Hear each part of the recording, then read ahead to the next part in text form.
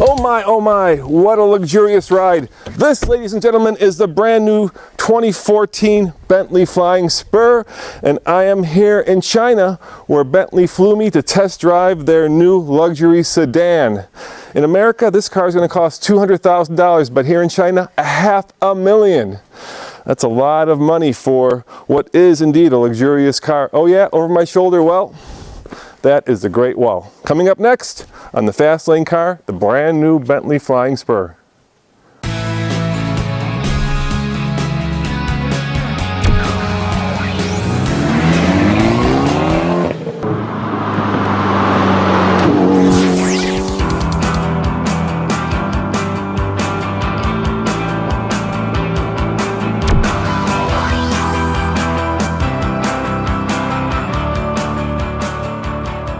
That is the heart of the beast, and it is quite the heart. It is a twin-turbo 6-liter, 616 horsepower, 590 pound-foot of torque W12. It moves this car like a rocket ship. It's unbelievable how fast this car will accelerate from 0 to 60.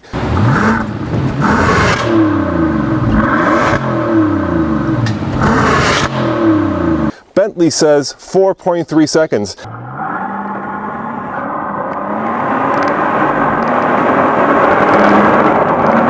The most powerful Bentley sedan. four-door ever, yes.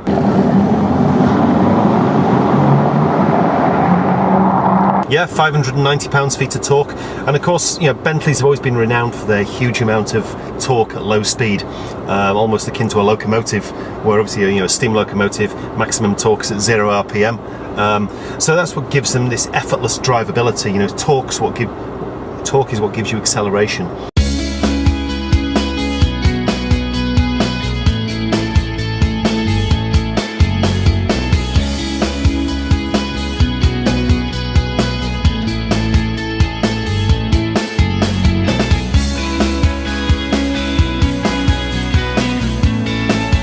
You know, a lot of cars today, including Hyundais, have this new privacy screen to keep the car cool and perhaps keep the passenger hidden. But here's something that's, of course, somewhat unique to the Bentley.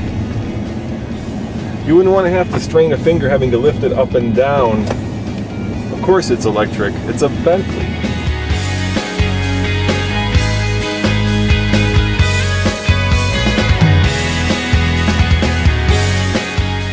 Alright guys, let's face it, this is really where you want to find yourself in a Flying Spur.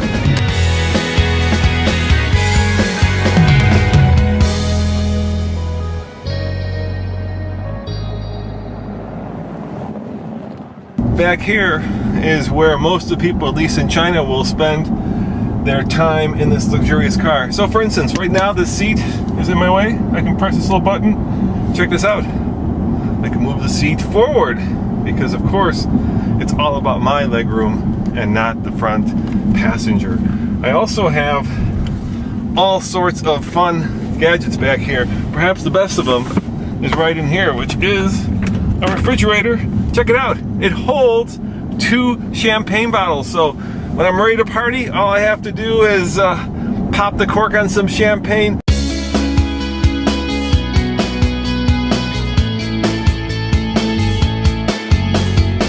So Paul, you have a brand new Flying Spur, and I'm going to ask you the gotcha question first. What does the word mean, Flying Spur? Where did that come from? Goes back to a Bentley model of the 1950s. Okay. Now, style-wise, this car is very similar to the outgoing model. The way you can tell a Bentley Flying Spur from a Continental GT, the bigger light on the GT is on the inside, whereas with the Flying Spur, it's on the outside. Follow me over here. To make sure that you know it's a Bentley, of course, there's a stylized B right here. Standard are 19-inch wheels, but perhaps the most interesting part of the car, and the newest part of the car, is in the tail. Right here, it's this cut line. There's a much fatter, much more muscular, much beefier haunch, giving the car kind of a more sporty, more luxurious stance. So, a comprehensively new vehicle. A lot more sporty in terms of its style, I think, as you can see. Positioned it very differently to the last vehicle. We've moved it deliberately away from the Continental 2-door family, and it's marketed it as a model line in its own right. Now, Bentley will tell you that this Flying Spur competes with cars like the Jaguar, the new Maserati, and of course, the Mercedes S-Class. I think it directly competes with cars like the Rolls-Royce Ghost. So let's take it for a drive and see how it compares to those vehicles.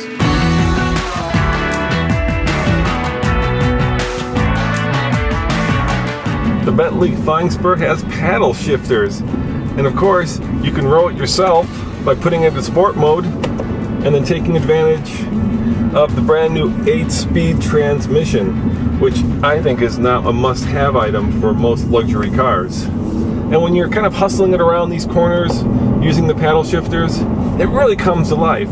Of course, it's not a sports car. If you want a sports car, well, go for the Continental GT.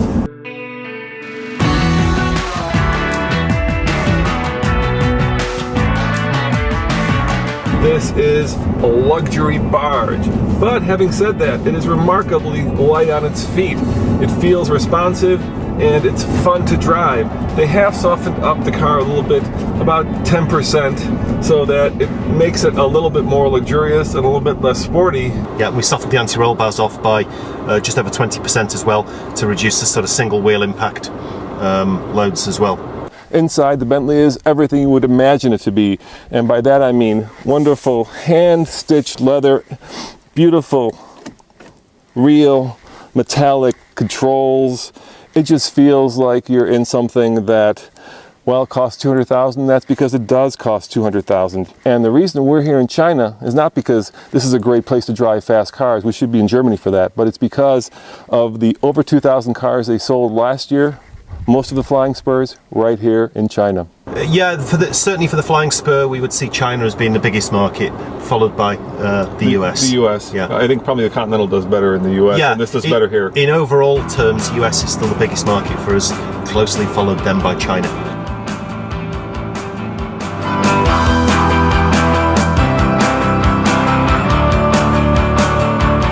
What is amazing is that, oh my God, whoa! That is what almost 600 pound-feet of torque feels like.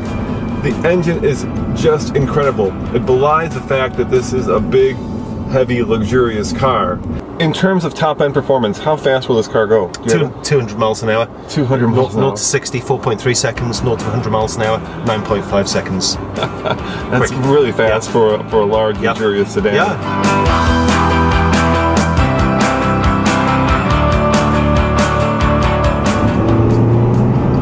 It's certainly muted. Oh my God! Whoa, and that is way too fast for China. I don't want to lose my brand new Chinese driver's license. This is a tsunami, or as Bentley says, a tidal wave of torque. Of course, here in China, it's all about the back seat, because if you're successful, you're not going to drive the car yourself. You're going to have somebody else drive it. And Bentley, well, they have thought of everything, including this cool little remote control that lets you control things like the heated and cooled seats, the heating and temperature controls, and of course, what luxury car would be complete if you weren't able to get the blind behind you to raise and lower at the touch of a button. Now that's luxury. So it's built in Crewe. Yep. The UK. Yeah, northwest of England. Yeah. It's your spiritual home of Bentley. Yeah. And it's a largely hand-built motor car. All the interior, all the craftsmanship you see here. So you look at the stitching here, the leather, the wood veneer, the way the steering wheel's been put together here, all handmade. And there are two models, right? There's the base model, which is in America $200,000 yep, about, and then there's a $210,000. Yeah, which is the Mulliner specification. And that gives you bigger wheels. So you get bigger wheels. So we're actually in the Mulliner specification now. So bigger wheels. You've got the diamond quilting here to the seats and to the doors. You've got the knurled gear lever. You've got the indented headlining. You've got the drilled cast aluminium pedals. So you've got some nice features like that in the car. Alright guys, this is definitely a bucket list item. I'm in China on the highway cruising down to Beijing in what is here a $500,000 car with the cooled seats on, hand-stitched leather, a serene torque monster of a vehicle. I guess I can check that one off my list, and I owe it all to you for watching. The combined, your on EPA is a 15 miles 15, per gallon. okay. Yep. On the TFL scale of buy it, lease it, rent it, or forget it, I can't really tell you because I've only been driving the car for about an hour or two, and that's not fair. But what I can tell you is something really interesting. In my hands, I have an American driver's license, which you can't use to drive here. I have an international driver's license, which you can't use to drive here.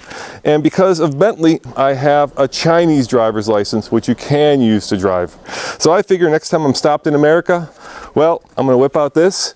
And how do you say in Chinese, I don't speak English? As always, this is Roman, reporting for the Fast Lane Car. Thanks for watching, and see you next time.